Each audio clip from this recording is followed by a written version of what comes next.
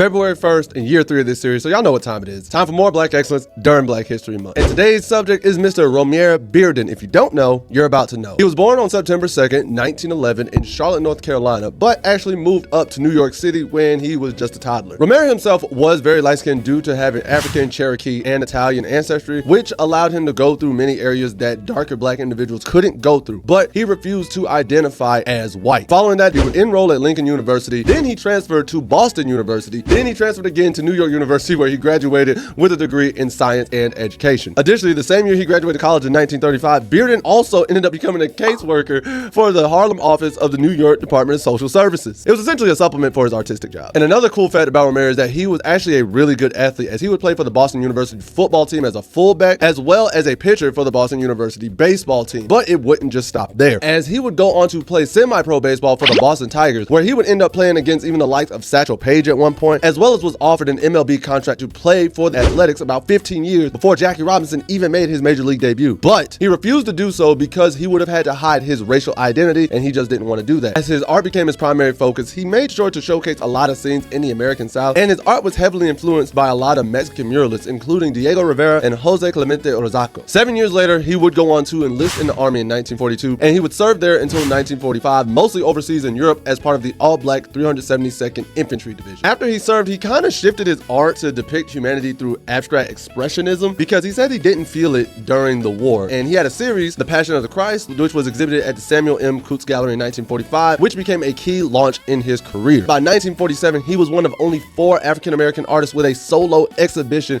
at the Midtown Manhattan Blue Chip Galleries. However, he was still a Black man, and due to rampant racism in the 1950s, he would go on to return to Paris to study art at the University of Paris Sorbonne for 2 years. And while he was there, his social circle included names that you're probably familiar with: Jean-Paul Sartre, Pablo Picasso, Fernand Leher, and Constantine Brancusi. Upon completing his time there, he would return to New York and co-founded the music label Bluebird Music Company with the legendary Dave Ellis. He's even cited as a co-writer for the hit jazz classic Sea Breeze. In 1954, he would go on to marry Nanette Rohan, a 27-year-old dancer from Staten Island. In 1963, he became the founding member of the art group The Spiral, which the purpose was discussing the commitment of the Negro artist in their present struggles for civil liberties. His art shifted to more collage work. At this time, he began combining images to cut from magazines and colored paper, which he would often just further alter using like sandpaper, bleach, graphite, and paint and whatnot. He sustained continued success throughout the 70s and 80s, but he would pass away from complications of bone cancer on March 12, 1988. And with all that being said, we want to thank Mr. Romare Bearden for being the pioneer that we needed him for Black art, and we're going to leave with this quote: "Black art has always existed.